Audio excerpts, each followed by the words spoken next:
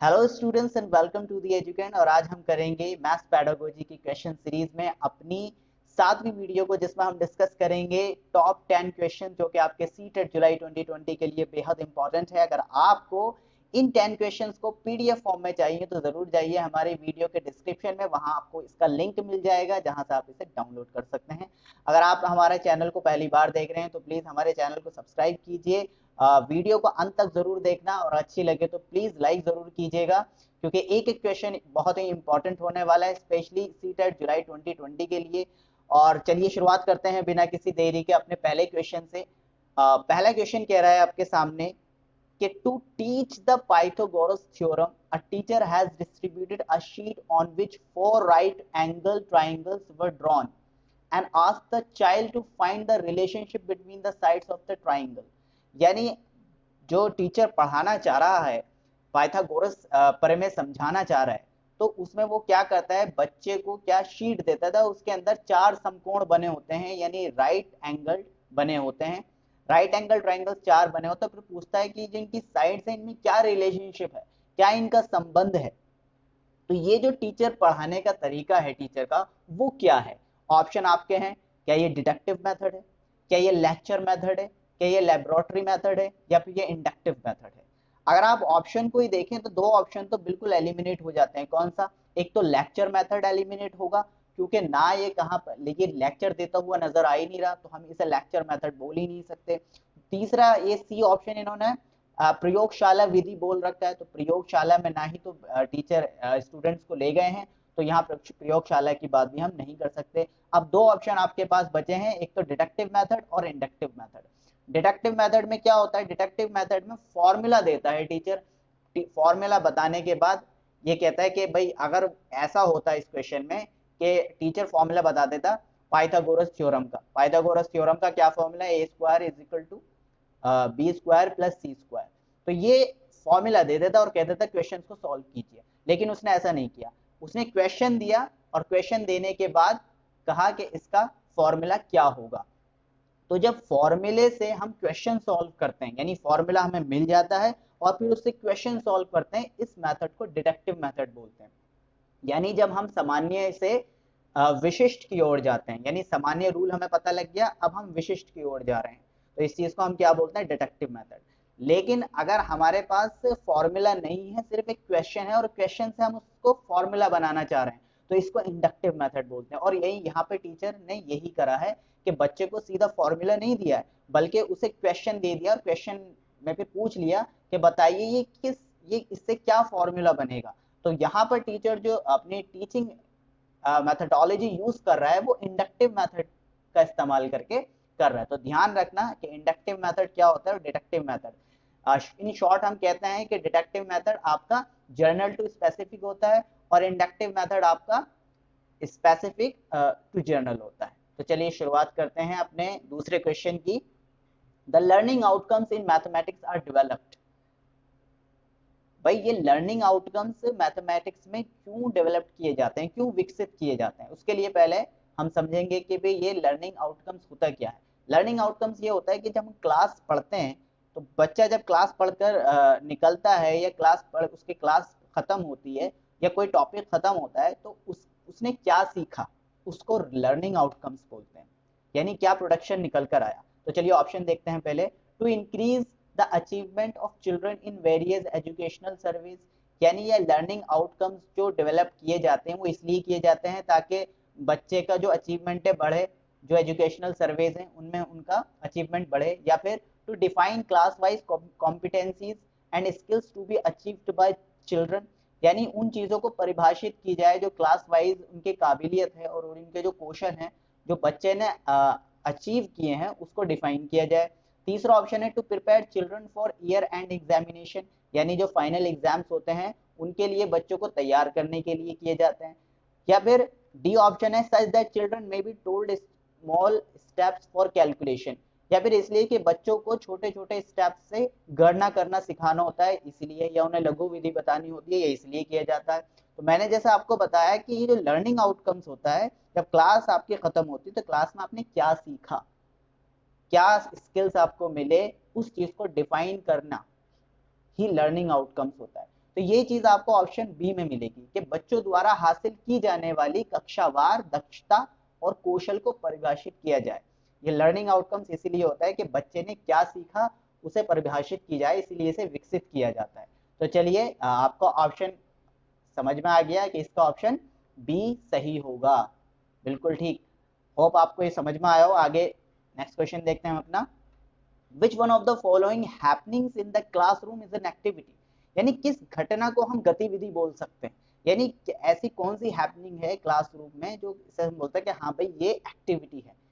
पहला ऑप्शन है children reciting counting in form of rhymes, यानी बच्चों द्वारा कविता के रूप में गिनती का वाचन, यानी बच्चे जो है गिनती गिन रहे हैं राइम्स के अंदर। आपने देखा होगा 2 एकम 2, 2 दूनी 4, 2 तिया 6, 2 चौक 8, ये आपका एक फ्लो में जाता है, एक राइम के अंदर जाता है, बच्चे काउंटिंग करते हैं। क्या ये इसे एक्टिविटी बोलते हैं? चिल्ड्रन कॉपिंग फ्रॉम ब्लैक बोर्ड, यानी बच्चा जो है ब्लैक बोर्ड से कॉपी कर रहा है जो टीचर ने लिखा है, क्या इसे एक्टिविटी बोलेंगे हम?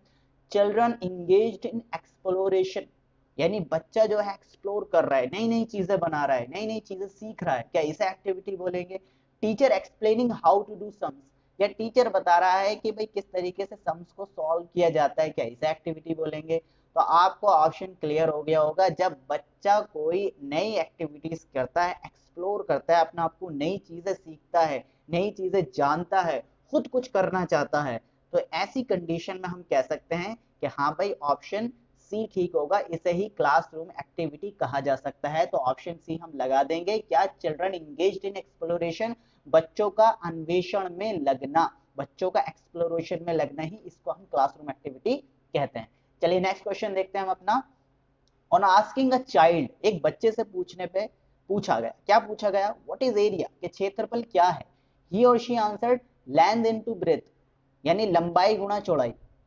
What can you say about the children's understanding about the concept of area, यानी आप क्या कह सकते हैं बच्चे की कंसेप्ट कितनी अच्छी है एरिया के मामले में? चलिए ऑप्शन पढ़ते हैं।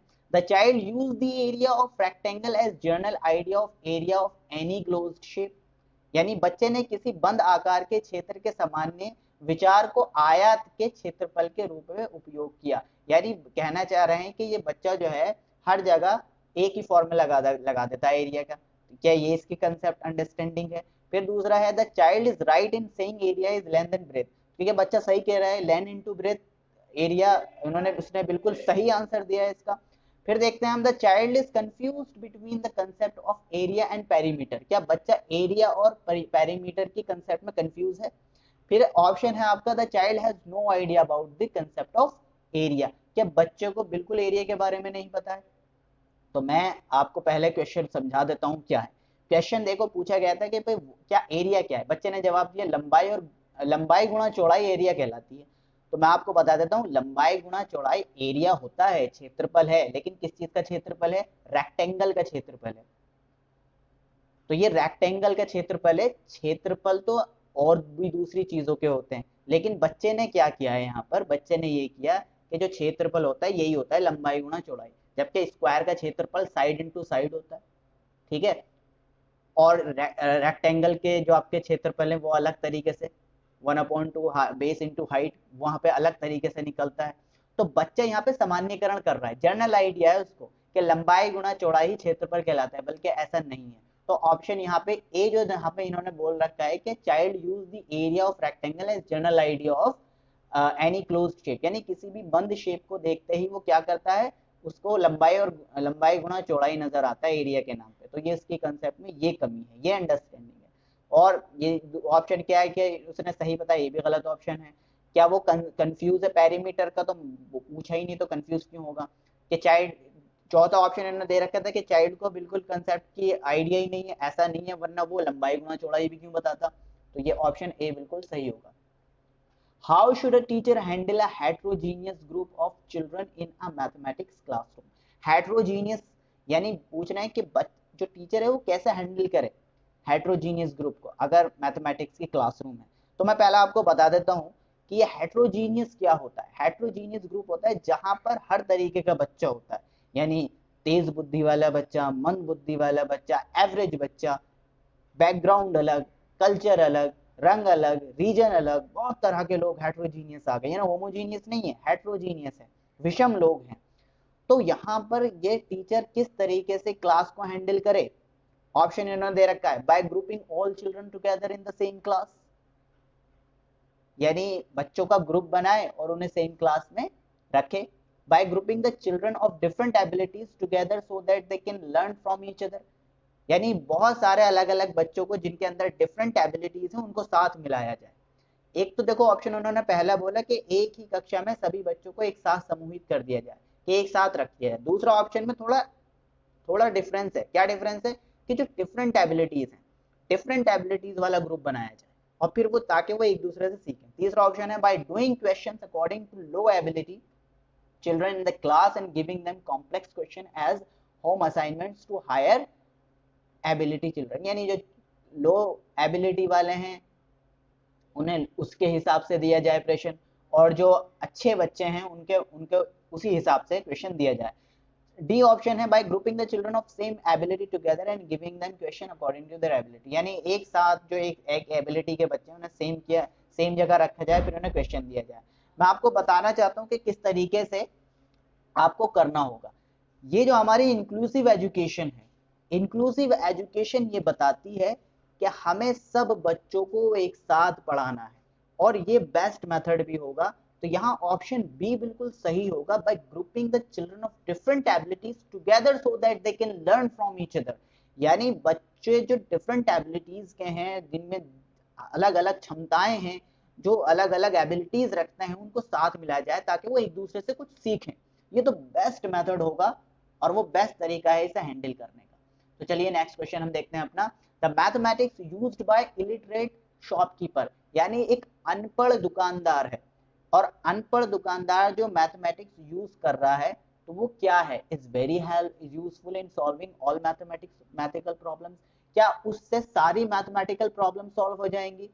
ऑप्शन बी है आपका has ambiguity and very low level of correctness in it, यानी बहुत ही एम्बिग्यूटी है, अस्पष्टता यानी क्लियर नहीं है, और बहुत ही लो लेवल है, यानी जो करेक्टनेस है या शुद्धता नहीं है, इसके अंदर बहुत कमी है शुद्धता की। should be discussed by the teachers in the classrooms as an alternate strategy in solving related problems, यानी ये बच्चों की जो है डिस्कस करना चाहिए टीचर को, ये चीज ये जो बच्चे सीख कर आते हैं should be discussed by teachers in classroom as an alternate strategy in solving related problems, यानी हो सकता है कुछ बच्चे कुछ प्रॉब्लम्स को समझ ना पाए, तो हो सकता है ये शॉपकीपर वाली मैथमेटिक्स समझ में आ जाए उनके, तो ऑल्टरनेट यूज किया जाए, या फिर is not useful in mathematics classroom, यानी ये क्लासरूम में कोई यूज नहीं होगी। तो ये ऑप्शन तो सी आपको नजर आ रहा होगा, बिल्कुल ठीक है कि बच्चे जो मतलब ये मैथमेटिकल इलिटरेट शॉपकीपर हैं वो यूज की जाए।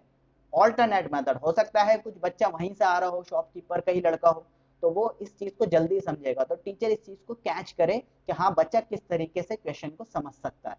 तो ये बिल्कुल ऑप्शन सी सही होगा। Errors play a crucial role in learning mathematics, यानी ये जो गणित सीखने में त्रुटियां एक महत्वपूर्ण भूमिका निभाती है, ये कथन कैसा है? यानी ये जो एरर्स बच्चे करते हैं, यानी क्या एक क्रूशल है, मतलब बहुत ही इंपॉर्टेंट रोल करते हैं। क्यों करते हैं? True because errors reflect the thinking of child, या ये सत्य इसलिए है क्योंकि ये जो चिल्ड्रन है इससे चिल्ड्रन की थिंकिंग रिफ्लेक्ट होती है, ठीक है। False because mathematics is exact, यानी ये गलत बात है क्योंकि मैथमेटिक्स जो है वो सटीक है, यानी उसमें एरर्स नहीं होनी चाहिए। True because errors provide feedback about the marks they obtained, क्योंकि ये सत्य है क्योंकि जो एरर्स हैं वो फीडबैक उससे पता लगता है जो बच्चे मार्क्स वो लाते हैं। False because errors due to carelessness, ये गलत है क्योंकि जो एरर्स होती हैं वो केयरलेसनेस की वजह से होती हैं। ऑप्शन इसका बिल्कुल ए रहेगा, क्योंकि बच्चा जब गलती करता है तो उस गलती से पता लगता है कि बच्चे की एक्चुअली प्रॉब्लम क्या है, या हो सकता है उसे डिसकैलकुलिया हो, नंबर प्रॉब्लम हो सकता है उसे कुछ जोड़ने में परेशानी होती हो, क्योंकि उसका हो सकता है बैकग्राउंड वो जोड़ने वाला हो ही ना, बच्चा एग्रीकल्चर से आ रहा है तो एग्रीकल्चर में जोड़ घटा भाग तो होता नहीं है, तो बच्चा अगर वहां से आ रहा है तो उसे बहुत प्रॉब्लम होगी ऐसा करने में। तो देखा जाएगा, एरर्स को एनालाइज किया जाएगा कि बच्चा एरर क्यों कर रहा है, इससे क्या पता लगेगा कि बच्चे की थिंकिंग का पता लगेगा कि बच्चा क्या सोचता है, बच्चा किस बैकग्राउंड से आया। तो ऑप्शन ए बिल्कुल ठीक होगा। Which of the following is not a mathematical process, यानी कौन सा मैथमेटिकल प्रोसेस नहीं है?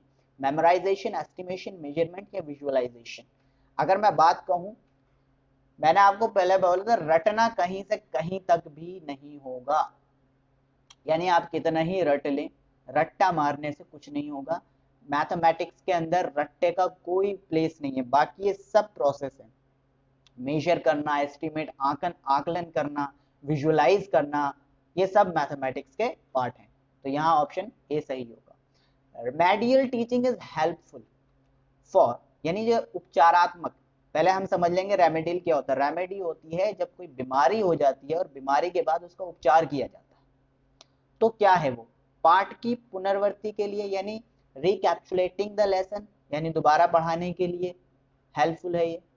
Teaching in play way method, खेल मार्ग विधि द्वारा शिक्षक के लिए, यानी ये सहायक है कि ताकि बच्चे को प्ले वे में पढ़ाया जाए, खेल कूद के वे में पढ़ाया जाए। Removing learning difficulties of weak students, या ये इस चीज के लिए हेल्पफुल है, सहायक है कि बच्चों की जो ये लर्निंग डिफिकल्टीज होती है, यानी सीखने के अंदर जो इन्हें कठिनाई आती है उसको हटाए।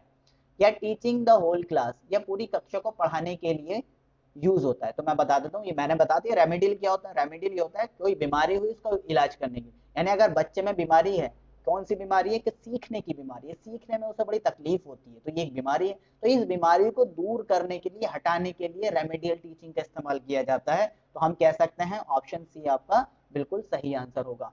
तो ये था आपका। अब आगे देखेंगे next question. To develop skills of counting among children, which one of the following is not required to be learned as pre-number concept? यानी वो कौन सा ऐसा ऑप्शन है जो प्री नंबर कंसेप्ट में काउंटिंग करने के लिए रिक्वायर्ड नहीं है? तो मैंने आपको बताया था कि रटना, संख्या, नाम यादृच्छिक रूप से पढ़ना, रिसाइटिंग करना नंबर की रैंडमली, ये कोई मतलब प्री नंबर कंसेप्ट नहीं होगा। बाकी seriation, creating groups, one two one correspondence, ये सब पार्ट है प्री नंबर कंसेप्ट का। तो ये था आपका लास्ट क्वेश्चन। अगर ये आपको वीडियो हमारी पसंद आई है तो प्लीज इस वीडियो को शेयर जरूर कीजिएगा, लाइक कीजिएगा और जरूर पीडीएफ देख लेना। और जैसा कि मैंने आपको बताया है कि आपका एग्जाम 5 को होने की संभावना पूरी है। बहरहाल अगर नहीं होता है तो कोई बात नहीं है, आपकी तैयारी 5 जुलाई के हिसाब से ही होनी चाहिए। 1 महीना है आपके पास, और इन वीडियो को स्ट्रिक्टली फॉलो करो क्योंकि इन वीडियो में से आपके बहुत सारे क्वेश्चन लगने वाले हैं। तो चलिए, thank you so much for being here, thank you so much.